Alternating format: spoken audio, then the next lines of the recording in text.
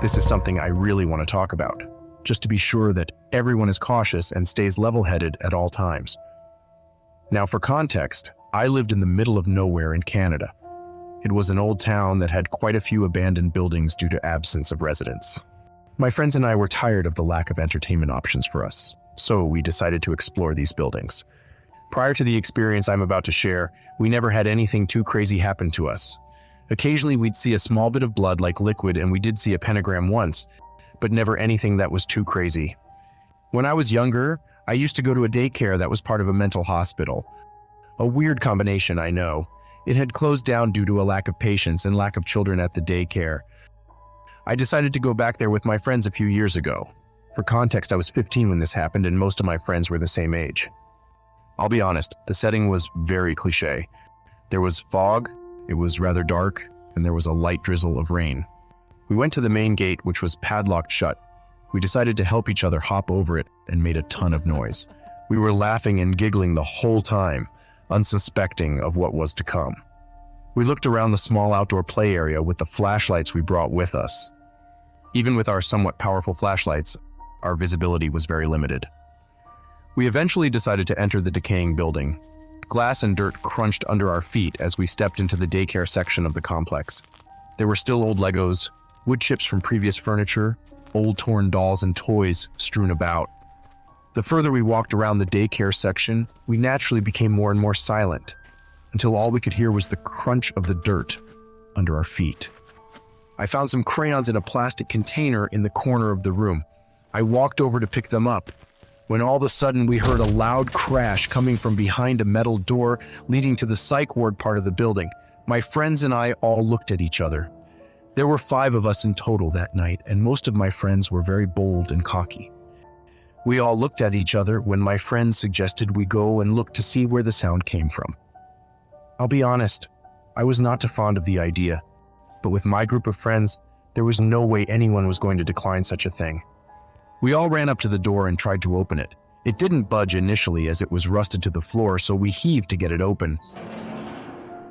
As we walked in, the metallic smells and musk became stronger.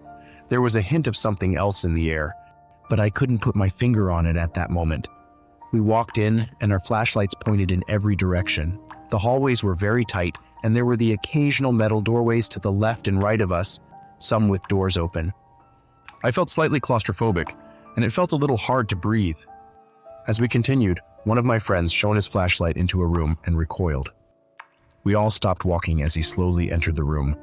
"What is it?" I asked him. "I thought I saw someone here. It seems all fine now." To be honest, I thought he was just messing with us to increase our anxiety. But looking back, I think he was completely honest. He backed out of the room, and we continued walking deeper into the psych ward, when another friend swiftly told us to stop. We came to a halt and all listened. In the distance ahead of us, we heard the subtle pitter-patter of footsteps echo through the hallway. We all looked at each other, fear in each of our eyes. The bravest one of the group continued walking toward the sounds, and at this point, we considered turning back for a second without him. I wondered, is there a ghost in this building? I was a skeptic, but that was the first thought that came to mind. But we knew we couldn't abandon him. The closer we got, the more I felt like I was being watched. You know that feeling where the hairs on the back of your neck rise? And when every sense becomes heightened for no apparent reason? Anyways, we finally entered a room on the right, and instantly noticed the distinct smell of rotting meat. In front of us was a dead deer. Its insides were spilled all over the floor, staining the concrete.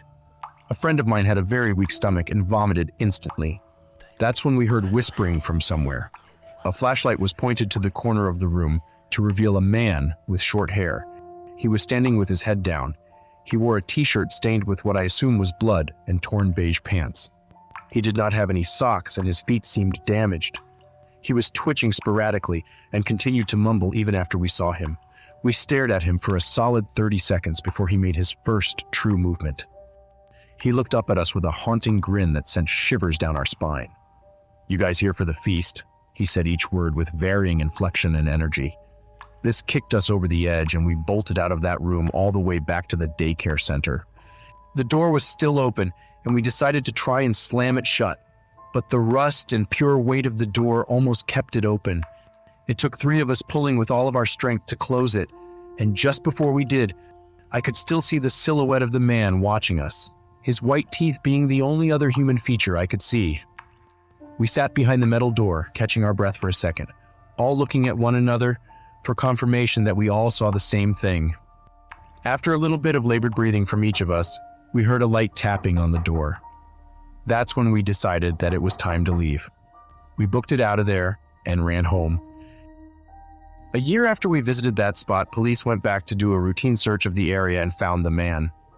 It was stated that this guy used to go to the psych ward before it closed down. He escaped the facility he was transferred to and lived off of the wildlife around the complex. When the cops brought him in, he had a series of diseases and sickness from eating raw meat. His mental condition was much worse than before. There were future rumors that he did kill someone in the forest while searching for food, but nothing has been confirmed Yet.